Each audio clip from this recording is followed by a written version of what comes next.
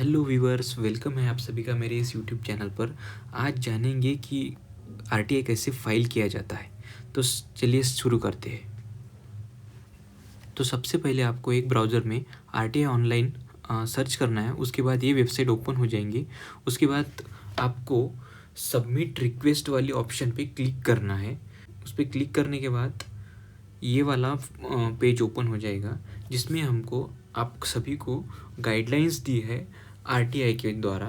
जो गाइडलाइंस हमको पढ़कर समझकर उसके बाद ही आगे बढ़ना है।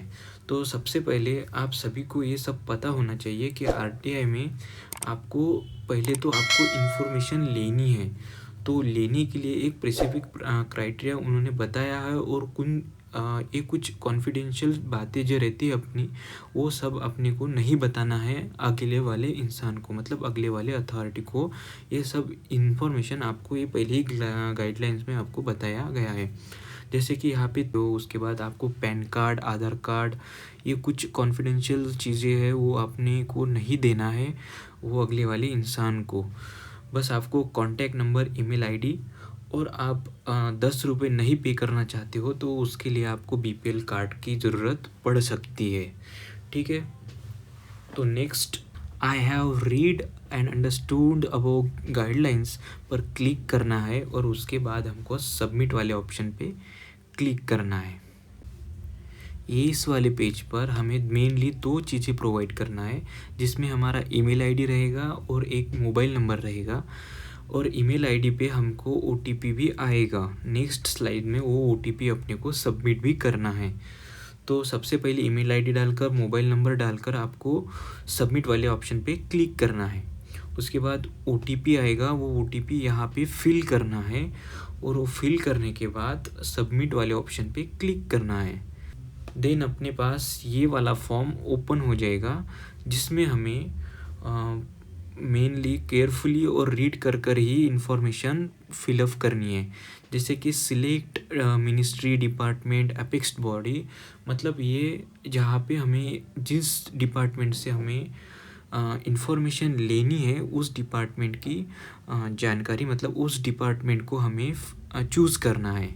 जैसे मैं अभी यहाँ पे चूज़ करूँगा एक रैंडम कोई सा भी मैं ऑफिस चूज़ कर लेता हूँ। जैसे कि यहाँ पे मैं सर्च करूँगा लैंड डिपार्टमेंट को, हाँ, department of land and resources पर मैं क्लिक करता हूँ।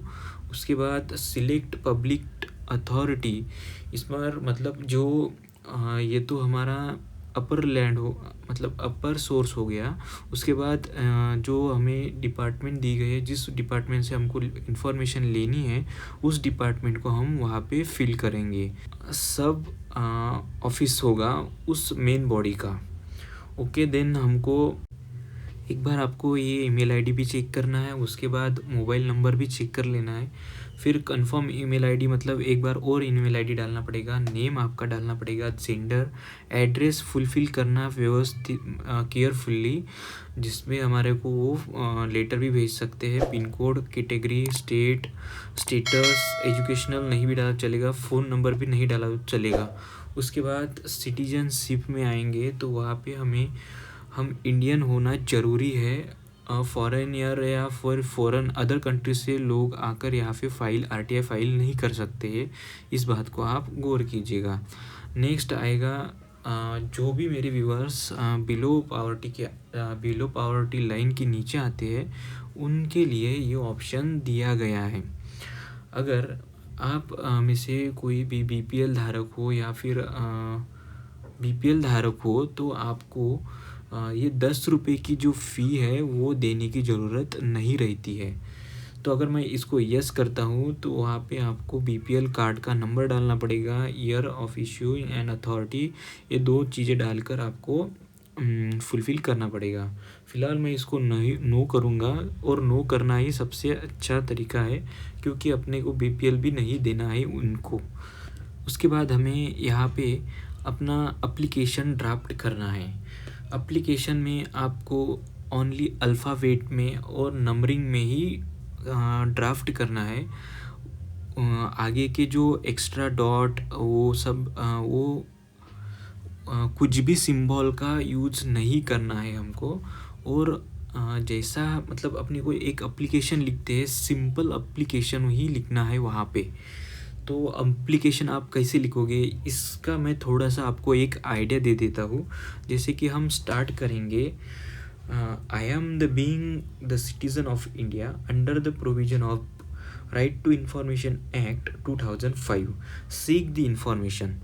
उसके बाद हम नंबरिंग में इंफॉर्मेशन, अपनी इंफॉर्मेशन अवेल करना चाहते हो तो फिर एक नंबर में आपको जो भी कुछ लेना होगा वो 1 नंबर, 2 नंबर, 3 नंबर, ऐसे नंबरिंग में आपको क्वेश्चंस अराइज करने हैं, या फिर आपकी इंफॉर्मेशन लेने के लिए आप उनको नंबरिंग में आप सजेस्ट कर सकते हो कि मुझे इस चीज़ की जानकारी चाहिए, तो वो नंबरिंग में सबमिट कीजिएगा। मतलब ऐसे एकदम पैराग्राफ लिखकर छोड़ मत देना, उसको नंबरिंग में ही आप प्रॉपर ड्राफ्ट कीजिएगा।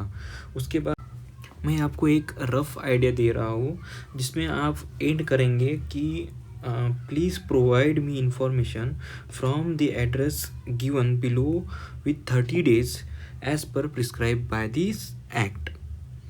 सो ये हम आपको एक रफ़ आइडिया बताया है, तो इस तरीके से आप ड्राफ्ट कर सकते हो। तो मैं एक एग्ज़ाम्पल भी दे सकता हूँ जिसमें कि आप समझ लो कि एक मेरे एरिया में एक रोड का टेंडर निकला था, तो मुझे आरटीआई द्वारा वो एप्लीकेशन डाल के निकालना था कि किस किस टेंडर को वो अप्लाई हो गया है या फिर वो टेंडर किसको पास हो गया है। तो सबसे पहले मैं वहाँ पे चूज़ करूँगा ministry of road transport and highway. उसमें उसके नीचे सब में आएगा कि पब्लिक वर्कर डिपार्टमेंट, मतलब PWD। इसमें हमें अभी एप्लीकेशन डालना होगा, तो फिर हम क्वेश्चंस करेंगे उनको कि ये टेंडर किसको पास हुआ है, ये टेंडर का बजट क्या है, इस टेंडर में कितने लोग काम कर रहे हैं, इस टेंडर के अलावा और कौन से टेंडर है जो इस टेंडर से रिलेटेड है। मतलब ये सब ऐसी इन्फॉर्मेशन हम उनसे ले सकते हैं।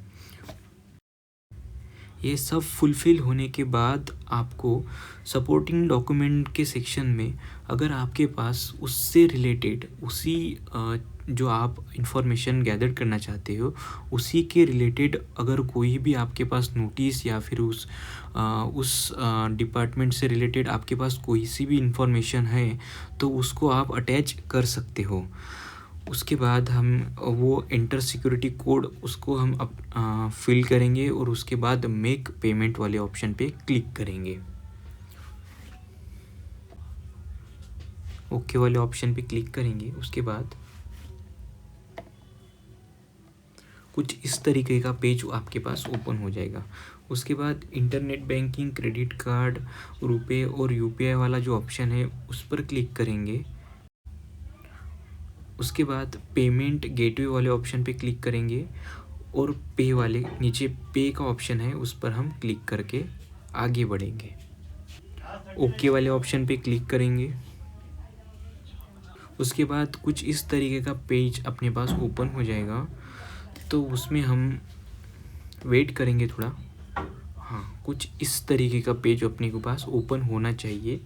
उसके बाद हम यूपीआई वाले ऑप्शन पे क्लिक करेंगे, या फिर आप स्टेट बैंक क्रेडिट कार्ड या फिर state bank debit card, SBI net banking या फिर अदर कोई सा भी आपके पास डेबिट कार्ड है तो अदर बैंक डेबिट कार्ड वाले ऑप्शन पे क्लिक करेंगे, या नीचे क्रेडिट कार्ड का भी ऑप्शन है।